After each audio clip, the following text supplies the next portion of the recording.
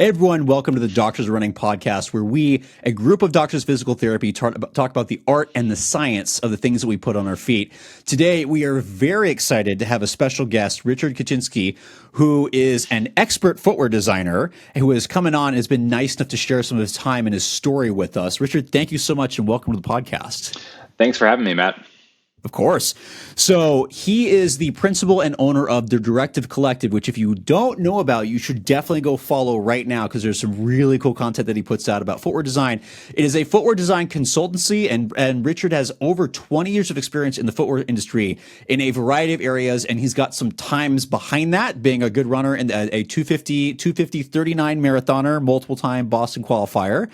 And in terms of your work, you've worked with Fila, Scora, Craft. There's a ton of other ones that are listed and that you've been able to work with. So we thought it'd be great if we could bring you on and geek out, as we always do, about shoes, but now on a very different level that we'll be talking about. So we're very excited to have you on.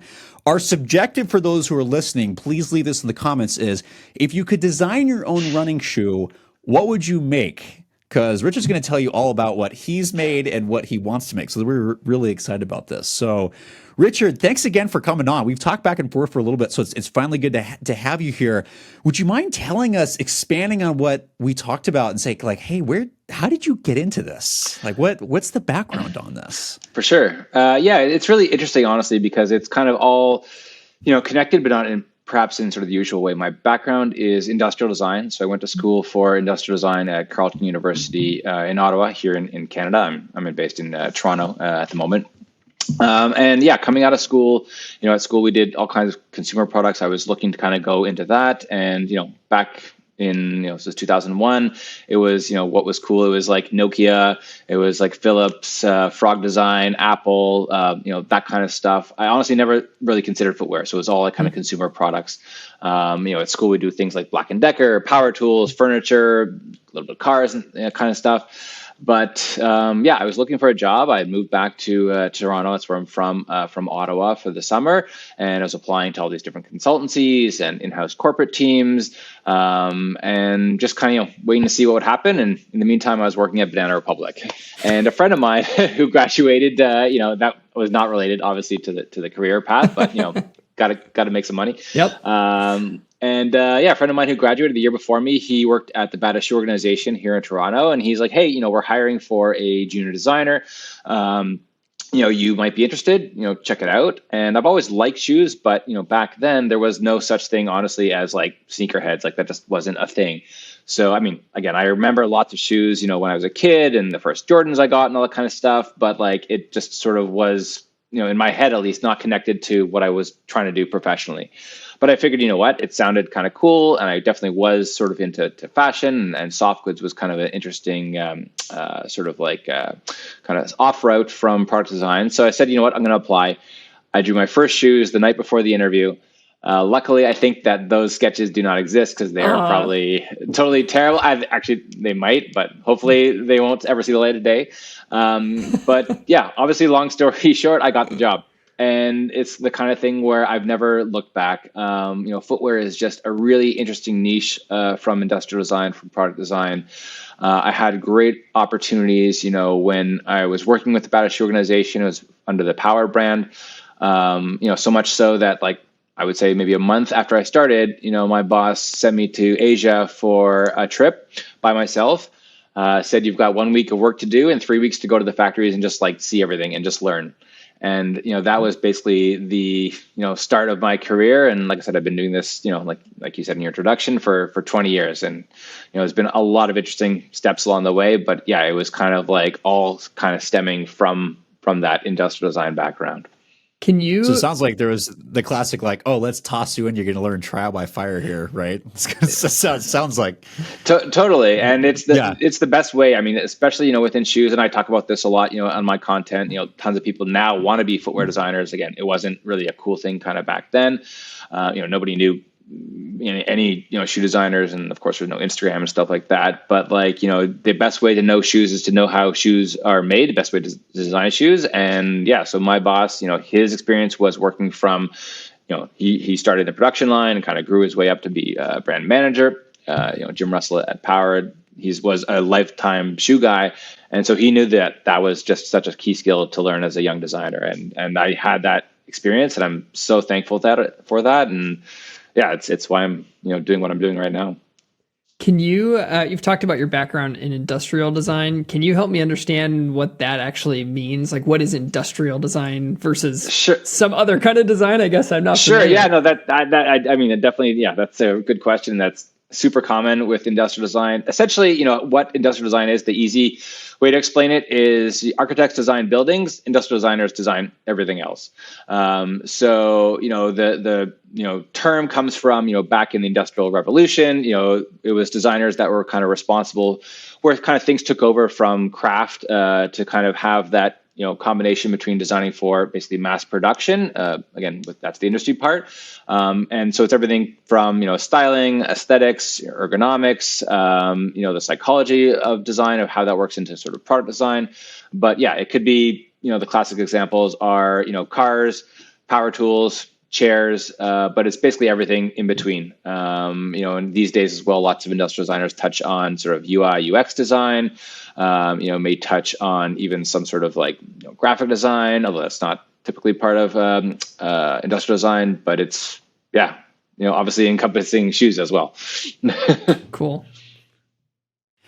That's always interesting because I feel like we've heard that where a lot of the people that we talked to, be it in footwear design or in the product line management, whoever, a lot of them like didn't go to school to become footwear experts. A lot of people fall into this. They have the design background, and the designs come from a variety of areas like engineering, right, and the design stuff.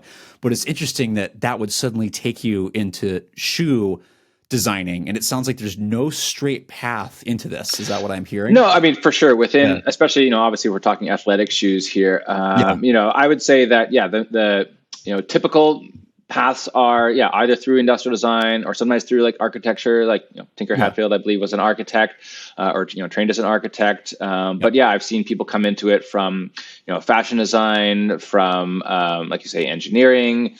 But I would say probably the majority of athletic footwear designers are probably from industrial design type of education. But there is no one way for sure. Got it. So you took the design to a whole nother level, because not only are you consulting for companies and working with all of them, you're now teaching. So you've taught at several different universities. You got the Directive Collective. How did the Directive Collective start? Was that part of the original thing, or was that something that evolved out of what you were doing? No, that's actually an interesting kind of point. And again, it's my path throughout all this, I would say, is kind of like somewhat circuitous, but the Directive Collective essentially came from, my first jobs, which, like I said, first was the Badass Shoe organization under the Power brand. Then after that, I was recruited to head up the footwear department for a brand called Hummel, based in Denmark. So I lived in Denmark for 3 years. And basically in both those environments, we were, working with a really small team in the footwear department, 3-4 people, something like that. It was a lot of stuff to do, and I was wearing a lot of hats. So I was doing product line management, I was doing design, I was doing development. I was spending like 120 days over in Asia, and doing even marketing, graphics, creative direction, photo shoots, packaging, all that kind of thing. So kind of like touching all the different touch points, from product creation, right through to commercialization, and hiring a lot of consultants as well. Sometimes, a lot of ex-Nike people, ex-Reebok, stuff like that, small studios. And basically, when I finished, at Hummel in Denmark, I moved back again to Toronto. 3 years was enough, in that position. I just kind of like wanted to like switch it up. I just kind of saw an opportunity. I was thinking basically that there's a lot of consultants, but to be honest, none of them were very good. And none of them were as integrated as I would like. Being a small studio, I would often hire, or a small brand rather, I would often hire consultants, again, like ex-Nike people and whatnot, not to pick on Nike, but, coming from a big brand, a lot of the people, worked, from there. And I would get a really cool design, let's say, a really cool sketch, and, follows the brief and all that, looks awesome. And then I would ask, okay, well, how do I make this? And they're like, oh, just give it to the development department. I'm like, well, I am the development department. Like, I'm going to Asia in like 2 weeks. I'm going to be there for a month. So I have to make this. And, sometimes they couldn't answer those questions, or they couldn't answer about the costing or product graphics or the marketing. because that's typically within a big organization, especially a big brand. That's not what designers do. Like designers are very siloed, and there's different departments for design, for development, for product line management, for marketing. But in a small brand, it's, you're wearing all the hats. So the whole idea of the Directive Collective was to address that and to basically provide a studio that does all those things. So, the way I work now is it's, from start to finish, from brief or from strategy right through to, final product, and even often beyond in marketing. And it's just, something different that most studios just honestly don't do. But, there's always a need out there. Like not every brand has multiple departments with 60 designers and 80 developers and whole teams of marketing people. Like that's the exception, I would say, rather than the rule in the industry. I'm not sure how to ask this question because we've obviously we don't do that, right? But we've gotten to experience and talk with people. One of the surprises, Nathan, correct me if you have a different view on this, was we were surprised at how many, even major footwear brands, actually use consulting. Like they consult with outside, designers, where I think when I first got into this, I kind of assumed, even when I was working and running stores in Portland right next to Nike, I was like, oh, everything is in-house. And then it was very quickly, as we started to talk to people, go, oh, no, this got contracted out. There's this agency, this design team. Has that always been the case, or is that something that's evolving over time where things are getting contracted out, or does it really just depend on the size of the company, how they're setting themselves up? I think that makes sense. No, it does make sense, but I think it's kind of hard to sort of in a way paint all the different brands sort of with the same brush. And I think, the biggest thing to understand, I would say, is that, all these big companies, especially, and smaller ones to an extent as well too, are very fluid. Like, it's kind of a running joke within footwear is that, everybody's X something. Like, everyone who works at Nike maybe used to work at Adidas, or, if you know someone in the footwear industry, you probably know them because their boss used to come from Reebok, but then that Reebok guy worked at Puma and the Puma guy moved to Adidas or whatever. Like, it's a really small world, but because of that, there's lots of change, lots of turnover. So, with most brands, at least, there is some reliance on consultancies as well to either, fill in when people maybe leave or work on projects that are maybe, longer term, more innovation, or get a fresh perspective or a different skill set. So it really depends. I mean, I work with big brands. I work with a lot of startups as well. But, put this way, there's enough definitely work to go around. And the situation is always changing and fluid, and needs change, and obviously economies change and stuff, so design teams may get bigger or smaller accordingly. It's an interesting kind of a situation for sure. And we've definitely experienced that, how fluid things are. I think, Nathan, was that what we were going to talk about? Yeah, I mean, we've experienced that, just knowing companies, just people who we would communicate with for one company is then all of a sudden working for this other one. Like, oh, good to see you over there too, And it's almost it feels like there's never any bad blood. It's always just like, this is part of our industry. We're all doing different opportunities, different projects, that kind of thing. And I've even seen people start at one company, go to another company, and then basically work their way back to the same company. Like that. That's totally super common. Yeah.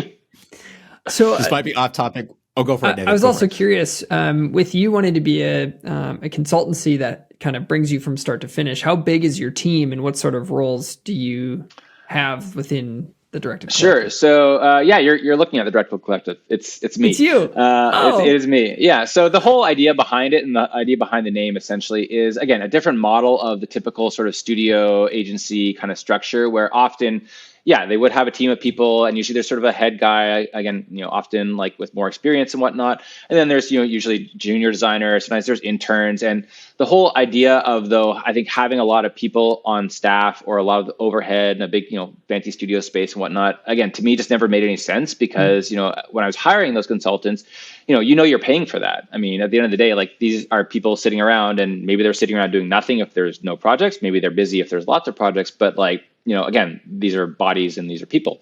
So my concept with the Directive Collective was that it was going to be a lot more integrated, like I said, from the process point of view, and also a lot more fluid in terms of the staffing and the resources.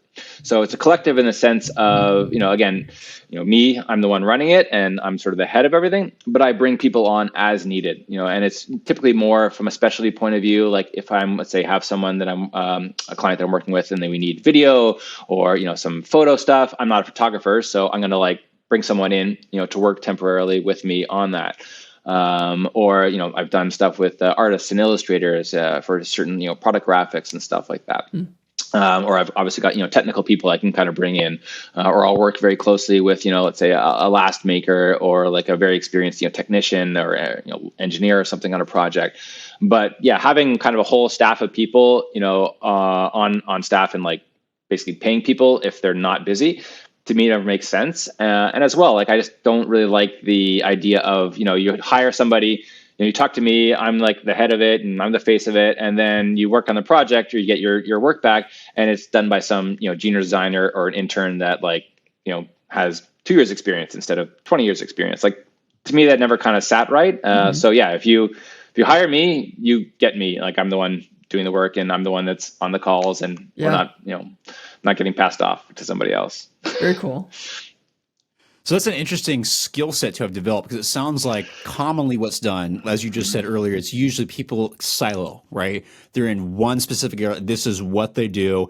When you're on a project, you might be busy, but you might also just be sitting there going, I don't know what to do. So you bring kind of like, decathlete's probably not the right word, because maybe it is the right word, right? Because decathletes usually are really good at everything, right? They may not be the absolute best in the world, although they are close to it frequently. As I've watched a couple, like the cool thing is watching someone like, oh, you do 10 events, but you can still like crank out like almost a sub 10, 100. It's like, so is that a good analogy, or am I missing this? It's funny. I've never actually thought of that analogy, so I have to like think through how that might apply. But no, it certainly is like, I would say just kind of like the wearing, kind of many hats kind of thing, or another way to look at it is kind of a more entrepreneurial kind of approach. Like if you're a startup and you're say a startup founder, you're doing all those things. They always joke that, you're the founder and you're the janitor and you're the business development guy and whatever. Right. So it's kind of that approach. But yeah, it's certainly it's from, like I said, from my experience in training of learning how to do development or learning how to do design by doing development or going over to Asia and learning that aspect, and then everything else kind of came the same way. Like when I was working at Power, again, it was my first job, I would design a shoe and I was like, okay, this shoe is really cool and I want it to sell. So, hey, I think it would sell a lot better if we had a cool like tech logo on it, like, a name for a technology. And then, hey, can I design like a hang tag to like, talk to that? So, I'm in the sales presentation, it can like, speak for itself.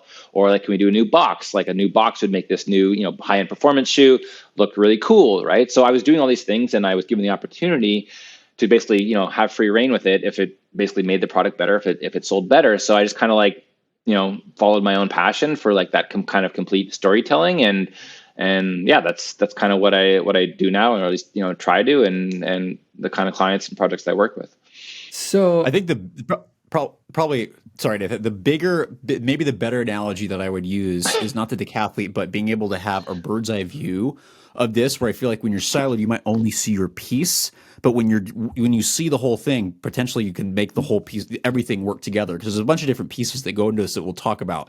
But if you're the one that can see all of it, you might have a better idea how it fits in at the end, rather than individual pieces from separate people coming together and not going, oh, is this going to fit? Is it not? Is that a better analogy? Yeah, I mean, the way I always try and sort of like explain it is that I actually try and look at things from the consumer's perspective, right? Because from the consumer's perspective, again, doesn't really matter what product you're talking about, but let's say shoes, they don't really know or care that a different person designed the box, or a different person designed the store, or someone designed the shoe and then a different person, was responsible for developing it or making it, or someone else made the ad. And when everything kind of connects and when everything follows that same story and the same, let's say, design intent, then it makes sense and it works. And a lot of the big brands, for example, are really good at that, because they're very tightly integrated and very kind of top-down sort of structure.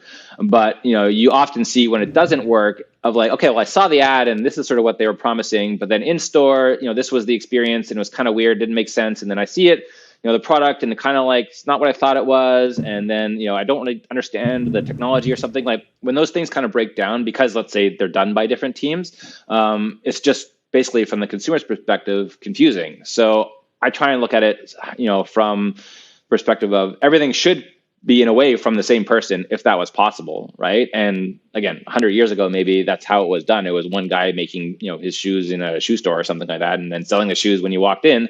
Now obviously it's been all specialized and diversified, but sometimes that works and sometimes it doesn't. And I believe fundamentally that if things are more integrated and there's less kind of like, reinterpretation at every stage, then it's just a much more kind of cohesive approach and a better product and a better experience. That's cool.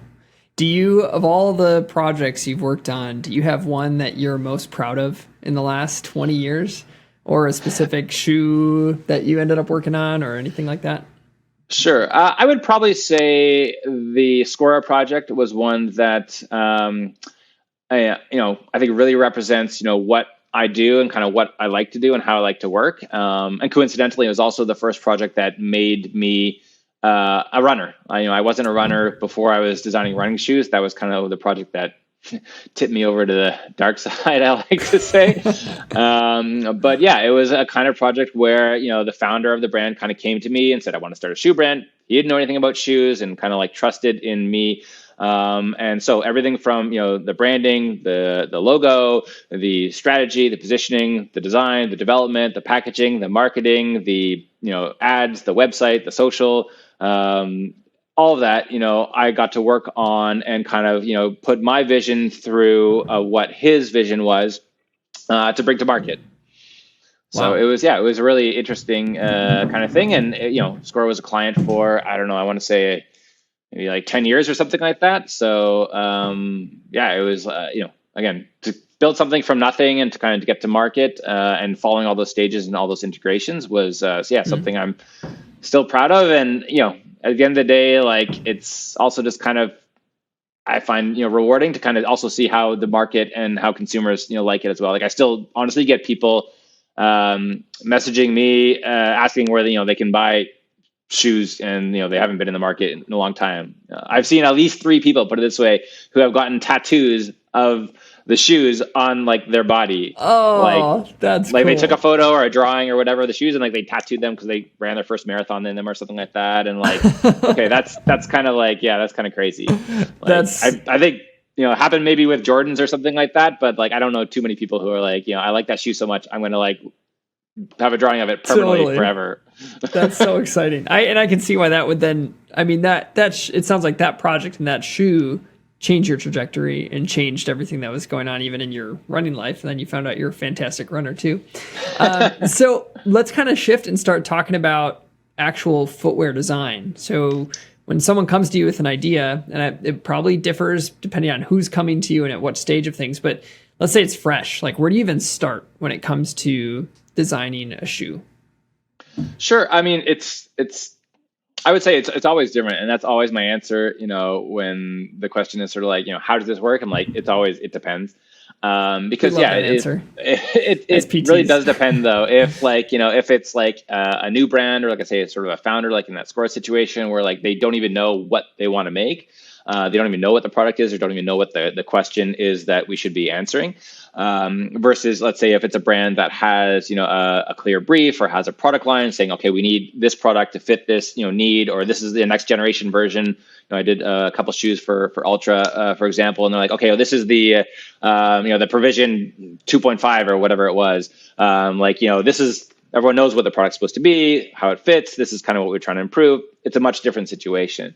But, either way, I would say the answer for me, or the is always research. Like, it's always first about kind of fundamentally doing that research and finding out what those questions are that need to be asked, so that we can kind of like answer them and know that we're on the same page. Yeah, that makes a lot of sense.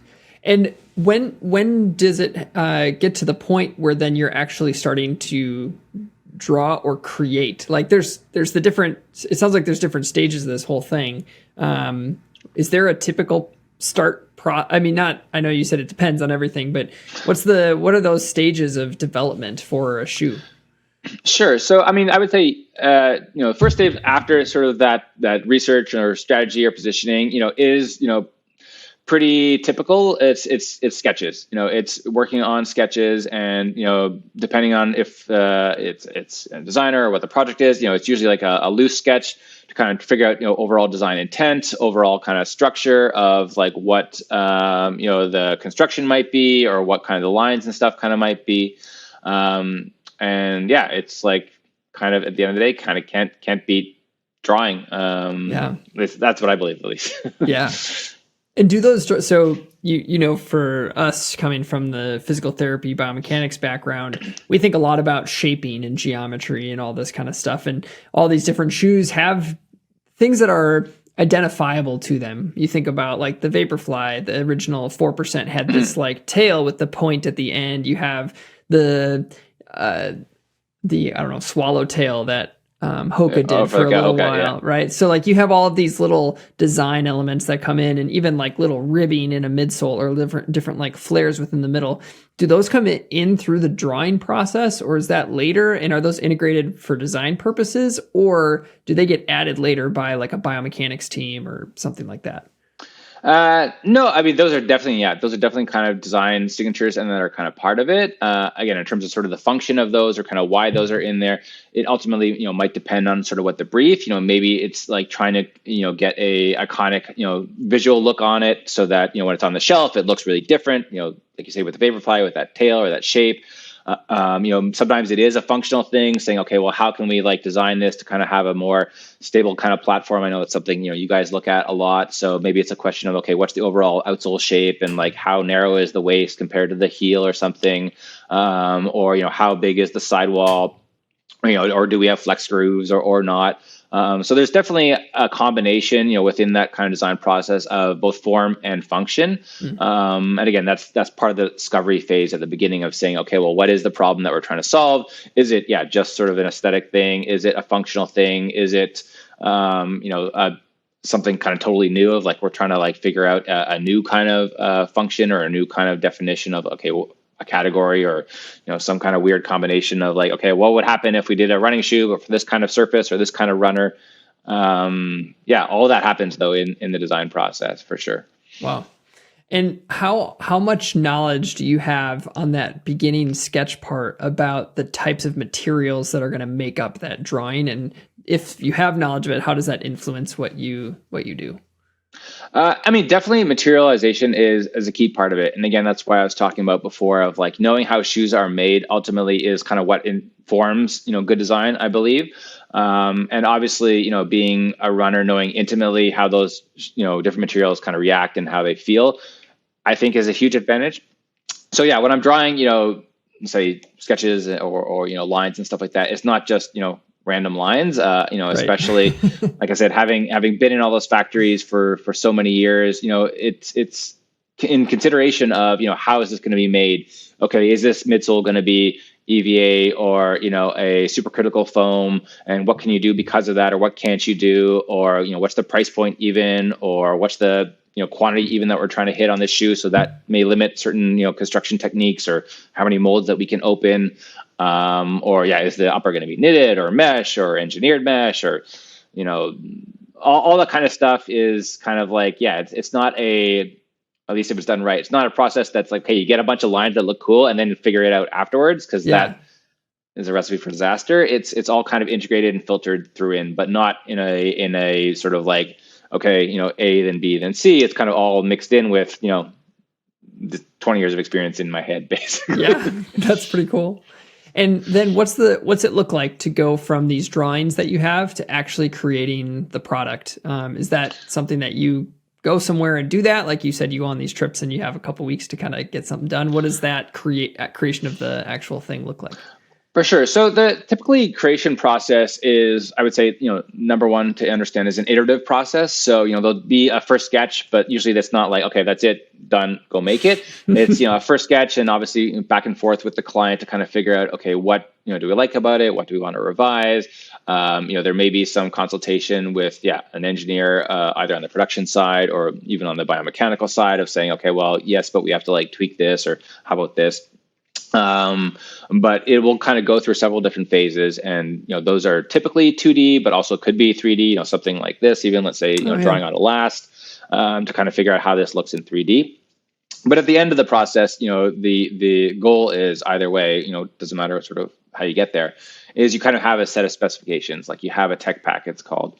So that tech pack will basically be able to be handed to the factory. Then the factory will be able to make that first sample. So that first pullover, as it's called, for the upper, or first 2D drawing or model for the outsole, will be the start of that development journey. And then from then again, it's like an iterative process to like make more samples, figure out, okay, well, how does this seam work, or this doesn't work, or like this isn't comfy or something like that, to be able to kind of like see that through to finally, getting a shoe that's, good.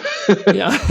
And assuming supply chain issues are not in a crazy state like they may have been over the last 3-4 years, how long does it take from that point of saying, hey, we want to see a first sample of this, to when you actually get it in your hand?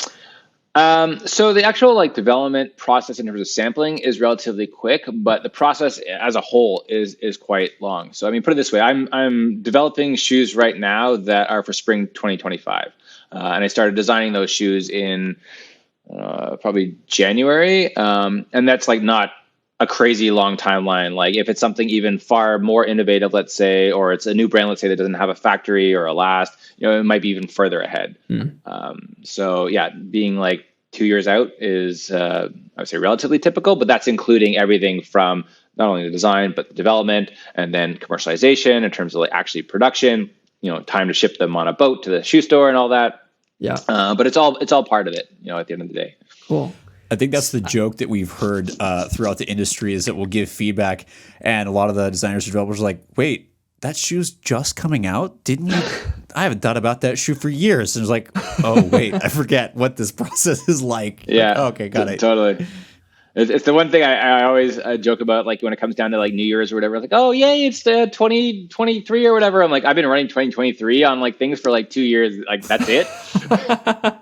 That's so true. Yeah. And for sure. Yeah. By the time shoes come out, like people always ask me, oh, do I wear the shoes? Like usually by the time it comes out and it's like in full samples, I'm not sample size or full sizes. I'm like, I'm already kind of bored of that and moved on. And then, yeah, that was 2 years ago or something. So yeah, it's kind of par for the course, and it's what makes it interesting as well too, because like you're always evolving and always learning. And another saying in the industry is like, you're only as good as your last collection. So definitely that's true. Like there's always going to be more shoes, always going to be more styles, and there's always innovations to be had or new ideas. Yeah, you're living in the future while existing in the present, kind of a thing, and you gotta balance that reality. Feels warped a little bit. It is, and it's interesting though as well too, even from a point of view of like inspiration and kind of looking at competitors, for example, because like for the most part, yeah, we don't have any like secret access or something. Although in Asia sometimes you see stuff, but yeah, if you're getting inspired by like, oh, look, this whatever Alpha Phi 3 just came out or whatever it is, then and you're trying to like not copy that, but you're trying to be inspired by that. By the time your shoe comes out, like they're going to be 2 generations beyond, and that's going to be old. And that's what you see, especially, sometimes like, brands that are not as strong in design or smaller brands, like they're trying to like basically follow and not, lead or not take their own direction. So they end up kind of having stuff that's like, okay, this is like 2 years old looking. That was cool 4 years ago. Kind of. Yeah. That's but really, it took them that long. It took them that so they saw it, and it takes that long for them to process that. So by the time they get there, everybody else is already like, years ahead. Yeah, totally. Got it. Okay. Totally. That explains a lot. It does, honestly. Not to be offensive. It's just like, that's why. Okay, got it. Yeah. Yeah. And it's why it takes, also like a certain kind of, vision to kind of be able to say, okay, well, this maybe is happening right now, but where are things kind of going to be, 2 years from now, whether it's, in materials or in, consumer needs, or just even from a brand point of view of like, where do we want to be? Like if you're always trying to play catch up, it's not going to work. And I mean, I always say at the end of the day, like you can't, even if you try, you can't beat Nike at being a better Nike, right? Like they have obviously more money and resources, than anyone. So like you can't really out Nike. And I always use Nike as an example just because, everyone likes Nike, but whatever, whether it's Adidas or Puma or whatnot, any of those big brands, like, you have to kind of play a different game and have your own vision and look ahead. And that applies even more so to smaller brands. Like I say, I work a lot with startups and stuff. So it's interesting. Yeah. So that's an interesting balance to learn, like go, hey, as an industry, we're learning from each other, but you can't just be following. You have to go, all right, we're actually going to we're going to have a vision and we're going to jump on something, which is what, I mean, the classic thing to talk about was the Vaporfly. When their 4% came out, everybody was like scrambling to try to replicate that. And it took a while to be able to do that, to get product out. And a lot of the product seemed like it was good. It just wasn't all the way there. And it took a few companies to go, we're going to start thinking super far ahead. And that finally people started to create things. And now things have taken off in some interesting directions. But it took having a vision of the future rather than going, we're going to spit out as much as we can and try to just copy that. Because by that for sure. And you saw it, especially with the Vaporfly. I mean, Nike basically had that market all to themselves for, right, I would say probably at least, 2 years. Yeah. And then, you started to see the odd one, but it just wasn't they tried to play catch up maybe too quick and it just wasn't there. Like whatever the first Hoka Rocket X or whatever, didn't really do anything. And other brands, had nothing. And almost just even, I would say up to maybe last year or so, you started to see the brands kind of really come into their own, and have, comparable materials or comparable geometries or, something kind of totally new, whether it was the, super stack shoes with the, Prime X or something, or the SE Trainer or whatever, to kind of, do something different. And, it's not that all those other brands were asleep at the wheel or didn't have their own ideas, but it is that timeline, especially those kind of products, like I said, where it is something really new, that can even take a lot longer than 2 years. If you're, new to whatever, working with carbon fiber or supercritical foams or something like that, even if you're a big brand, again, I don't know, but I would assume it takes a lot, more time than even just your typical inline shoe that might take, let's say, 2 years. Because for what I'm hearing you say is as someone who wears a lot of different hats, that yes, while you can do something, there's still other experts where you have to go get. If you don't have any expertise in that area, and if you don't know anybody, you got to make those contacts. You got to go figure that out. Okay, how do we get this? Who do we talk to? What materials? What companies do we contact? Which is where your expertise comes in because you have worn all those hats. So you go, I might know somebody. I've worn that hat, so it's not like I'm going in totally blind, but there's still some searching when there's a new concept. For sure. And a lot of it is even just coming up with that concept, like I say, asking those questions. Like I say, that's why I kind of always say the research or strategy and positioning phase is first, is because sometimes, the hardest part is even just kind of figuring out, okay, well, what should it be or what shouldn't it be? In a way, the idea part is easy. It's trying to figure out, what are the ideas that are applicable, for the brand or for the product or something like that. So, sometimes just the briefing part or the product line part, like I said, again, that's typically not necessarily a designer's purview, but something, I do, is the hard part of figuring out, okay, well, where is the market going, right? And what should we build, or not?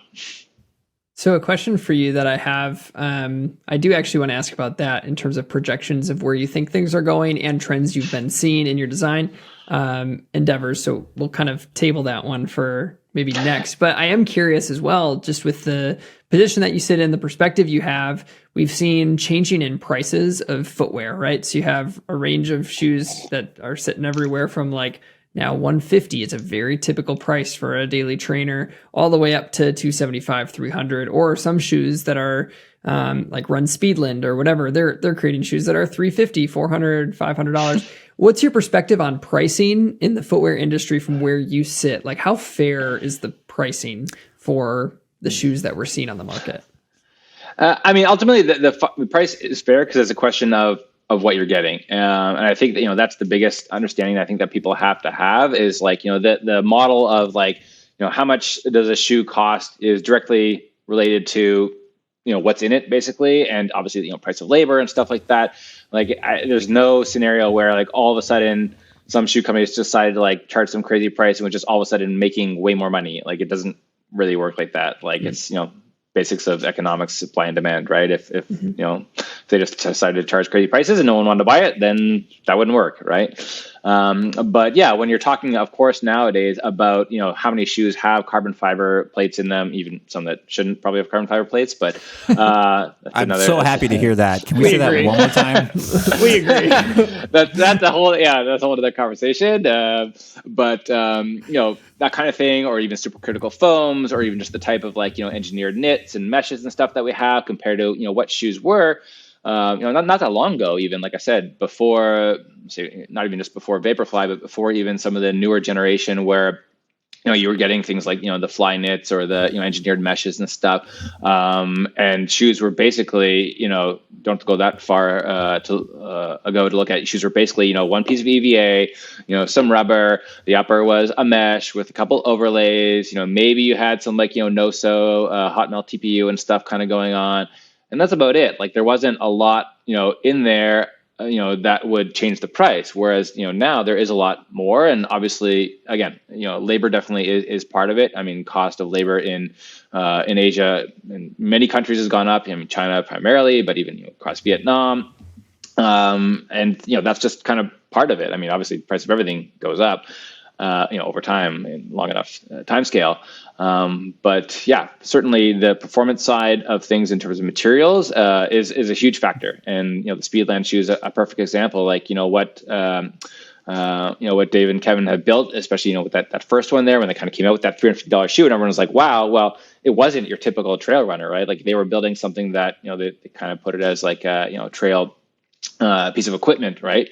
Like a high-end performance piece of equipment, not just another shoe. So, everything from all the construction to the materials to just, trying to put all this stuff in, that's what also made it awesome. Like there's a reason why, no one else did what they did is because, the shoe would cost $350 and there's not that much, maybe volume in it. So for, let's say, whatever, Adidas or, a Merrell or something like that, or some other kind of trail brand, Solomon even, maybe can't sell that many shoes, it's not worth it. But for a smaller brand, they can kind of do that and obviously have a different story wrapped around it and sell more to specialty or more to kind of like those connoisseurs of performance.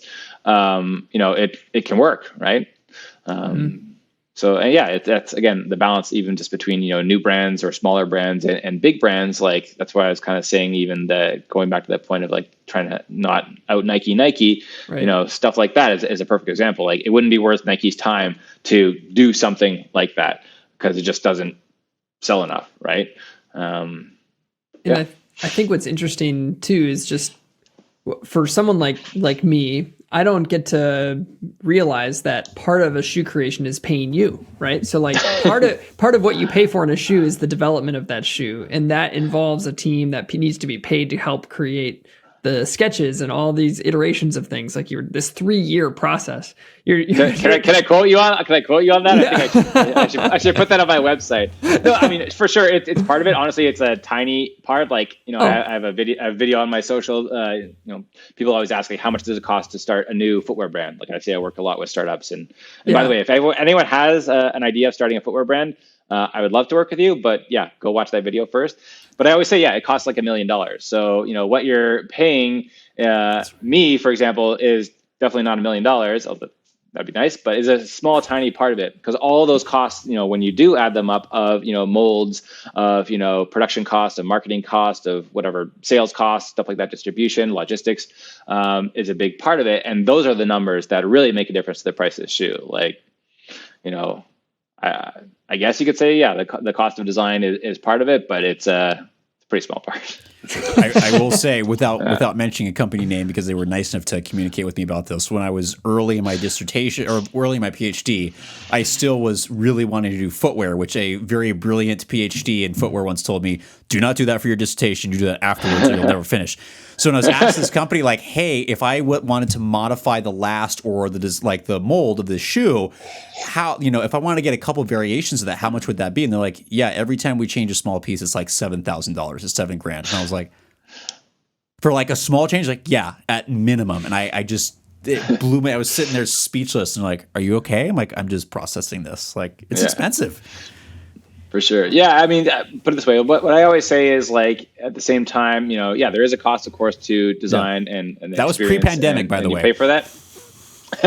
But also, I would say there's a bigger cost to like also not taking those costs on, or not taking that design into consideration, right? Like I've often even come across, smaller brands and whatnot who come to me, let's say after that they, work with somebody else or try to just figure it out and like do it on their own, or work directly with a factory who don't have the experience that I've had, and they've maybe even gone to market, and then all their shoes are having QC like quality problems, or they don't fit, and people are returning them, or like you know, they're just, outsoles are peeling off, or the grip is not good, or like people don't like them. So, you know, aesthetically they're not selling.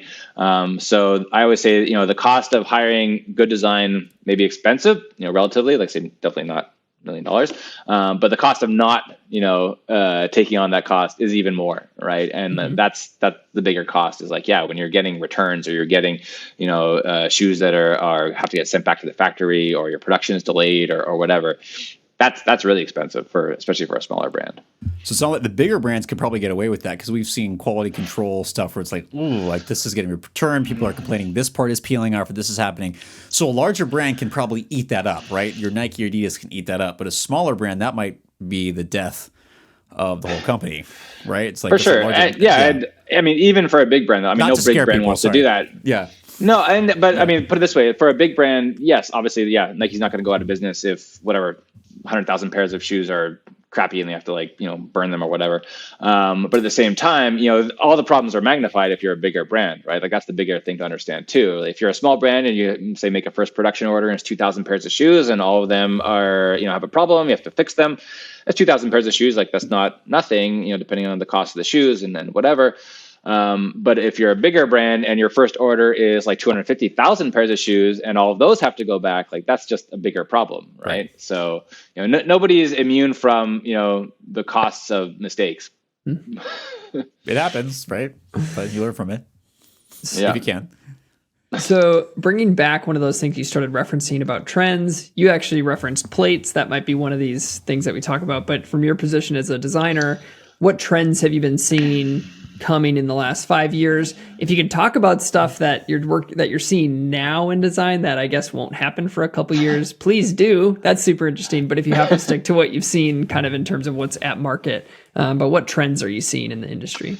Yeah, I mean, it's interesting, you know, as you mentioned, obviously, you know, I'm a runner, so I view things through two different lenses, or at least two, you know, from design point of view, and obviously, you know, from a shoemaking kind of point of view, being in the industry, but also, you know, as a consumer, right? Like, I mean, you know, sure, I get some shoes, but also I buy a lot of the shoes that I run in myself, and I run in, you know, since I kind of work cross brand, you know, a lot of different, you know, brands, a lot of different products, and I try a lot of different stuff to kind of see what's out there. So, you know, in terms of kind of what's out there, you know, I think to me, it's kind of really interesting, you know, like we were talking kind of before, you know, the evolution of some of these kind of technologies and the evolution of kind of how brands are trying to find, you know, different ways of putting their own spin on, you know, where things are going, you know, with respect to, a lot more focus on race day shoes. I mean, that alone, it wasn't really a thing before Vaporfly. Like maybe you'd have sort of some, you know, racing flats that maybe a super specialty run store would carry. But, you know, now you know, mass consumers are buying, you know, race shoes at, like you said, $250, $350, whatever they are. And you can buy them online, and you see 4 or 5 hour marathoners, you know, wearing Alpha Flies and stuff like that. And it's just a totally different kind of concept, even of like how many different kinds of shoes you need. Cause you're not going to be probably wearing those every single day. Right. So that whole, even more segmentation of product lines, you know, within running, especially, is, I think, you know, super fascinating of like, okay, how many shoes do runners need? What are those kind of shoes going to be? And then how can we find that kind of niche, you know, because before, I think a lot of it was just like, okay, you've got, you know, running shoes, and everyone kind of basically wear the same running shoe. Like nobody's really buying, let's say, you know, flats or spikes and stuff like that. And then maybe you've got your, you know, stability shoe with some sort of like motion control or, you know, pronation, you know, medial post or something kind of on it. And then maybe you've got your like cushioning shoe, whatever that means, with some sort of weird gel or something like that in it. But that's kind of about it. Like it wasn't really talking to, you know, different needs of different, you know, types of runs for the same runner, right? Before it was different kinds of runners, right? Like, okay, you get fitted at your store, and, you know, go look at this part of the wall, or go look at this part of the wall. Now it's like, okay, first of all, like, all that motion control stuff is like not really a thing so much. But, you know, it's like, okay, you need, if you're any sort of serious runner, you need 4 different kinds of shoes. You need your speed shoe, you need your training shoe, you need your long run recovery shoe, you need your race day shoe, like all these different kinds of things. And there's obviously different solutions and different takes on those, right? Mm-hmm. Do you buy that concept? Of what, different kinds of shoes? Yeah. Yes and no. I mean, personally, it's funny. I have a hard time not buying the interesting shoes, which are usually the faster plated shoes.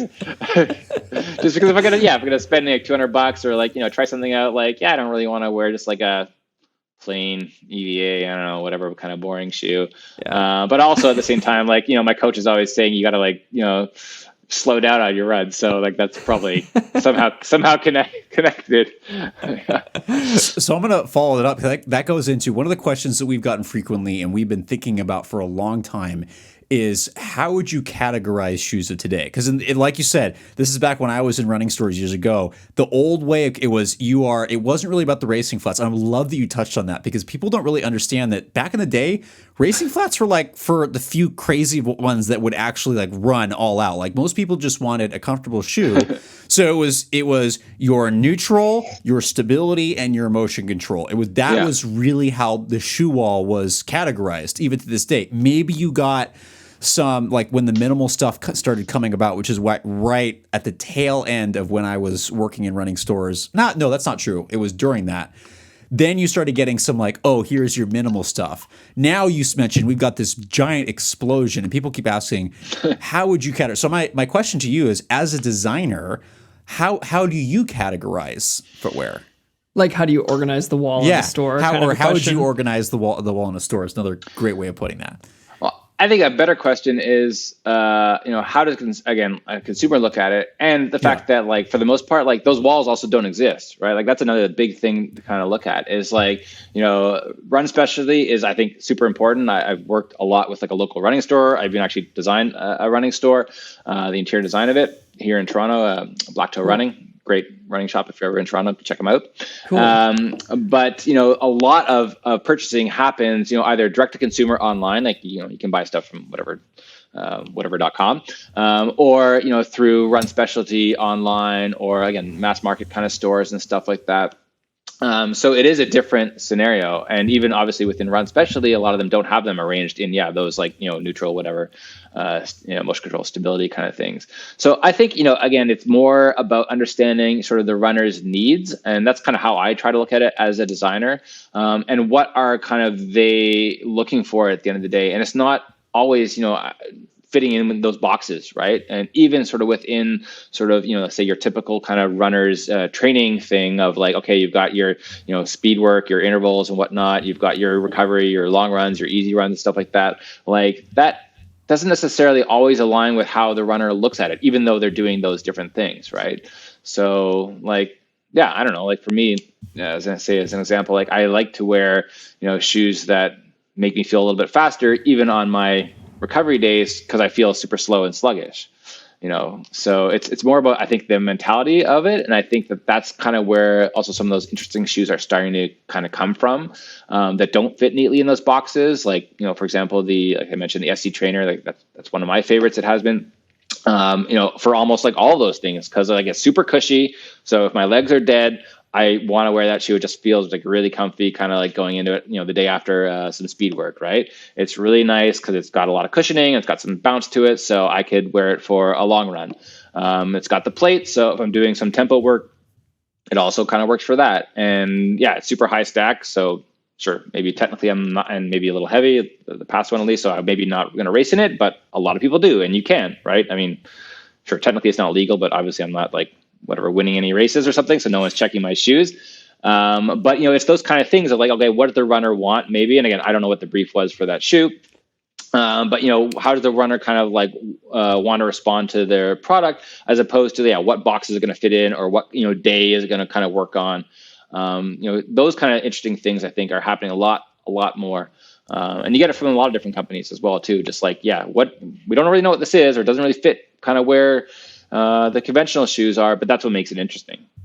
So I guess we're asking this from the wrong perspective. We're asking this from the end goal of going, what boxes do we put this in, which may have, like you said, have nothing to do with what the consumer is interested in. So what the better question to ask is, how are consumers perceiving these shoes? Do they understand there's a difference between them? Do they know how to recognize that? And is that going to help them maybe move toward choosing one shoe versus the other? That sounds like that's a better place to start. I think the best sort of way to look at it is like, what does the consumer want to feel? Like, how do they feel at the end of the day, right? And and I think even if you look at the growth of brands, like Hoka or On, even outside of runners, like my 60-year-old uncle is talking to me like, oh, you gotta try these On shoes or whatever.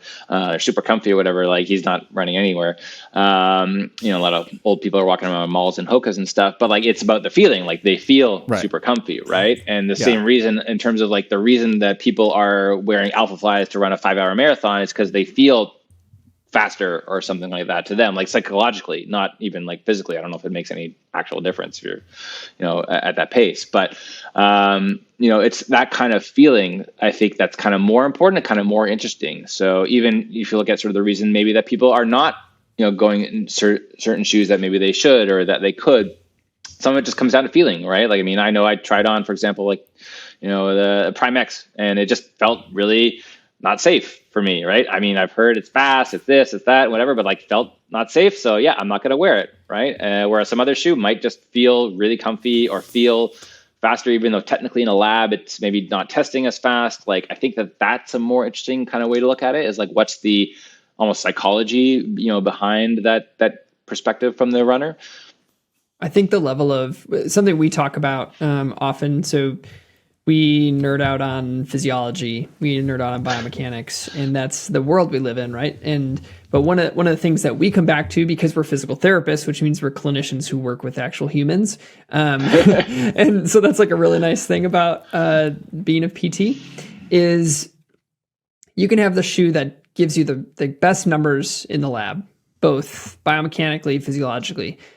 But as we know, with lots of different pain syndromes, low back pain in particular, how you approach it mentally has a huge impact on how you experience your low back pain or function.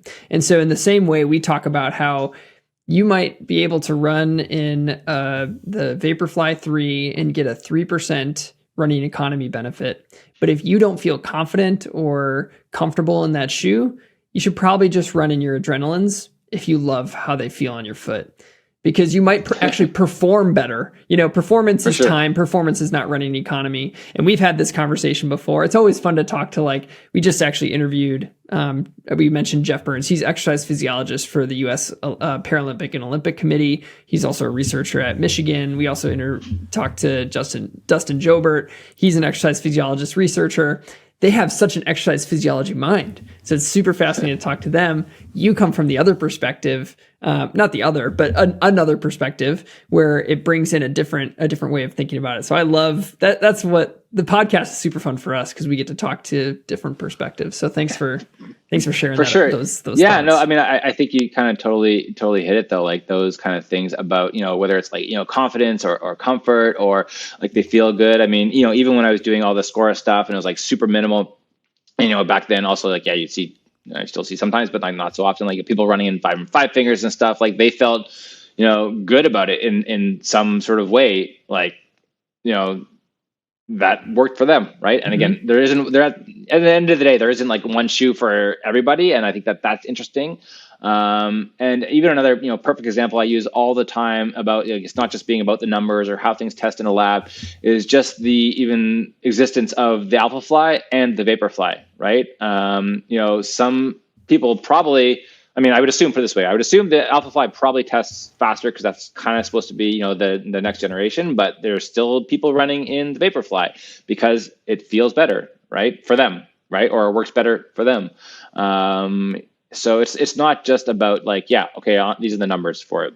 And even the whole idea of, as you mentioned, sort of like, what does it do, physically when you're not running? Like, how does it affect your body, or how does it affect, any incidents of injury or whatnot? Like, all of those are kind of part of the same kind of story, as to why people choose shoes that kind of work for them or don't, or even what shoes are in their rotation, right? Like, that's the other way to look at it, like I was saying before, where people don't just have kind of one shoe, I think that is also super key, right? Because you can't just kind of say, okay, this is the shoe for this person, because like they probably don't only have that one shoe, and they may not have only one brand, right? So knowing where it fits in and why they're buying it, as a designer, I always try to like, consider that. And obviously as a runner, that's the first thing I'm doing. I'm looking around and like, well, what are people wearing? Yep. So you might be aware then this is on the same vein of do you know what the run cat is, the running assessment, the comfort assessment tool? No, I don't think that sounds familiar. It basically goes exactly in line with what you're talking about, where there's some phenomenal people down in Australia who looked at what things make the biggest impact on how people perceive a shoe to be comfortable. And so they looked at it, these amazing people took this huge list of components and they were able, through stats and repeatedly testing the survey, brought it down to like 5 things. And I'm embarrassed I can't try to get all of them correct, but it's how it feels in the rear foot, how it feels in the forefoot, and it's a sliding scale. It's not like too soft, too firm. It's like too soft, just right, too firm. Like there's a line to this, and it was forefoot, heel, overall fit, stability, which was also too unstable or too rigid. So there was a sliding scale, and I think the last one was forefoot flexibility, I think. But they found that related far more to how, like, people choosing shoes rather than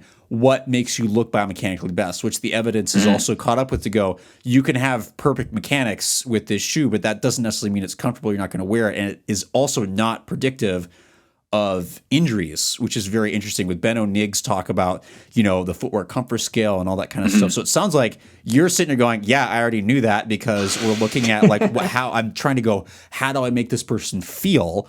Which, interestingly enough, goes right into, are they going to wear this shoe? Potentially, what is the influence on injury? That's pretty cool. For sure. But I think, again, I'm not familiar with that scale. I mean, it sounds kind of like, in a way, obvious, like, what are the parts that are comfortable? Right. All of them, basically. Yeah. But at the same time, I mean, I know, like, even personally, and I've talked to other people, also find sometimes it's the opposite of those things, right? Like, I think sometimes people wear the Alpha Flies, this is an example, because they feel weird. Like, they don't really feel comfortable, and they don't feel, they feel too stiff, and they feel kind of like, not really mostly comfortable. So it feels more special because of that, right? Or there's kind of stuff like that, right? I mean, obviously start to see it with some of those like super stack shoes as well. Like, they feel unstable. So it's like, okay, that's psychology. Like, okay, I know that these are good, when I'm up to speed. So it kind of keeps me running fast. There's so much kind of involved. And I think that's also the really cool thing to understand, from, say a broader design perspective. And I kind of include everything in design, from materials to geometry to like aesthetics, of like how do all those kind of work, that no one's figured it out, right? Like, people have been making running shoes for like a long time. And even, let's say, talking about this generation of, super shoes, and kind of beyond, everyone's still doing it differently. And no one's kind of like been like, okay, well, we know exactly what we're doing. And this is, it has to be like this shape and this geometry and this density and this durometer and this, rebound, whatever. And that's it. And okay, this is perfect. And we're done. Like, everyone's doing it differently, all the different brands. And sometimes it's just, that tweaking of the one different thing that makes it feel totally different. I mean, for example, I ran just a week ago or so, I got a pair of the Saucony Elite. And, I was just really surprised that like the feeling in those felt so different than, the Alpha Fly, Vaporfly, the Metaspeed Sky, the New Balance RC Elite 3. Like, those are some that I have kind of right now that you think all those should be the same. Like, they're all around the same price point. They all have basically the same kind of technology, supercritical foams, carbon fiber plates, but, just something different about, the geometry or the density or, whatever. I haven't chopped it up or anything like that to know, or what the ingredients are. It felt to me like extra fast, and I felt the turnover felt different, and I felt, I don't know, more at ease or whatever, at pace, but it's could be any combination of all these different factors. And that's kind of what makes it interesting. That's why I say, it's there's always another shoe, like, and you can always try something out and you try some combination of whatever A/B testing when you're doing development, but there's always all these other kind of factors. And there's no way you can, even with technology, even with like FEA analysis on geometry and whatnot, figure everything out and dial them in and be like, okay, that's it, we're done. We never have to design another shoe. So that keeps me in business, but it's cool. That's great. I think we have 2 more questions for you before we wrap up. Sorry, I didn't even notice. I told you I could like talk about shoes like forever. I didn't even notice the time. So this is a great episode. This is I've really enjoyed too. Loving this. Yeah. So first question is, where do you think trends are going? What's next? And then we just got to ask you what your favorite shoe is right now. So, and you Sure. may have already said it. I got one in my head that you've talked about, but what's coming next? What's the next trend? That's what you have to pay me for. No. That's what I was thinking. I was like, is he going to give his secrets away on this one? I don't know.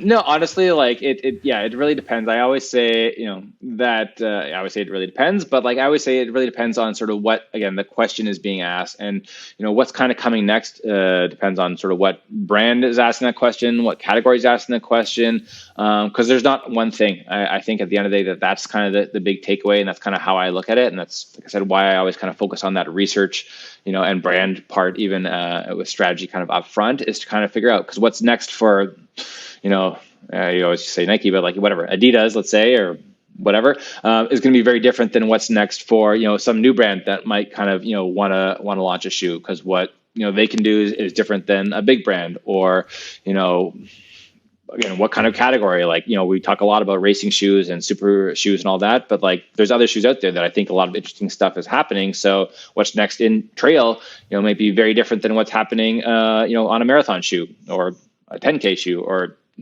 a spike or something like that. So yeah, there's no one thing. And I think that's kind of what's kind of cool about it, is like asking that that specific question of like, what's next in blank for blank at this blank time in this blank kind of constraints. That's sort of the design brief or the design process.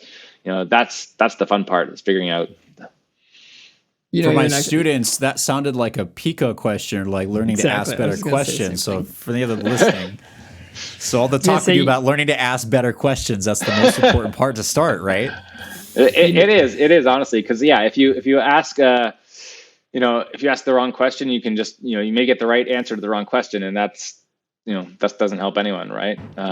It's like, in design school, we used to always say like, there's what was it? Like there's, good design, and then there's sort of right design. Like if you have, a good design, but it's to the wrong question, it doesn't help, right? If the design brief is design a chair and you design a sofa, it may be an amazing sofa, but it doesn't fit the needs of designing a chair, it doesn't apply, right? So asking the right question and having the right reply to that kind of question is kind of, that's half the challenge, right? Cool. All right, so final question, then I'll let Matt wrap us up. Favorite shoe. Yeah. Favorite shoe overall, and actually, it's funny. I've been meaning to do like a whole other video about this, because this is always like in my head. I mean, every time on a run, I'm trying to think about like what to talk about, and usually it's like looking down at what I'm wearing. It kind of gives me inspiration. I would have to say it's the not Vaporfly, the Zoomfly Flyknit. So that was the second generation of the Zoomfly. All right. The first one had the engineered mesh. The first one was like the light blue with the red and stuff like that. And the second one was like lots of colors and whatnot. But like, that far and away is my favorite. I still probably have 20 pairs of them. I've probably gone through probably 40 of them. If you look at my Strava, I think I haven't changed my shoes since. So it says I have like 12,000 kilometers on one pair of those, but that's not true. But yeah, it's one of those shoes, again, that like talk about sort of like feeling and kind of what you can use it for. I just feel like super confident, and I feel it fits kind of everything. It's like soft enough and comfy enough for, like recovery days. It's like fast because it's got the carbon infused plate, the nylon plate or whatever, for like speed work. It's really comfy. Like I'm a sucker for like sock fit, and it just like fits my foot at least, really, really well.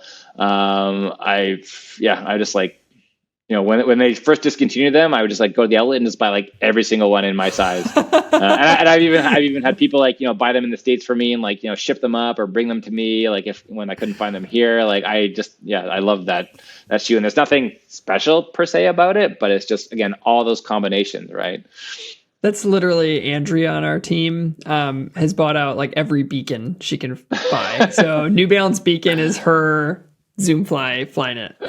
So that's awesome. Matt, you can wrap us up here. Well, Richard, thank you so much for for coming on. This was a phenomenal episode. We're really hoping to have you back, because I think there's some conversation pieces that Like this could have gone on for hours. So we're definitely going to bring you back because there's a lot more I think to talk about in terms of diving into what I think all three of us and all of us are really passionate about is, hey, what's going into the stuff? What's going into the stuff that we put on our feet? So thank you very much again for coming on. Please, you can find Richard in a variety of places. Obviously, one of the most direct places is on the website called the Directive Collective. You also do some phenomenal stuff on Instagram where there's a lot of the videos that you post that I have learned a ton from watching in terms of the elements behind design, talking about different shoes that are out there right now, going, hey, how's this influence? I would encourage all of you, follow Richard on at Direct Collective on IG, on the same name for the website. You have your own personal account, which is R Kuchinsky. All great places to learn from. So please follow him there in any of those spots. If you're interested in any of the further stuff that we're doing, we can also be found on any of the social media sites that you're always interested in. Obviously, you can find the podcast on major channels. We're on YouTube. We're on LinkedIn, which is continuing to grow. All kudos to Bach on that one. I can't believe how much that's blown up. Instagram, Twitter, all kinds of places. So follow us. We're all doing great things. We're all putting out great content. Stick around. We're always going to have new stuff. But Richard, thanks again, and we will talk to you soon. Thanks for having me. Yeah, it's been great chatting with you guys, and I'd love to do this again. I could talk about shoes and running for a long time. Us too. Thank you. Thank you.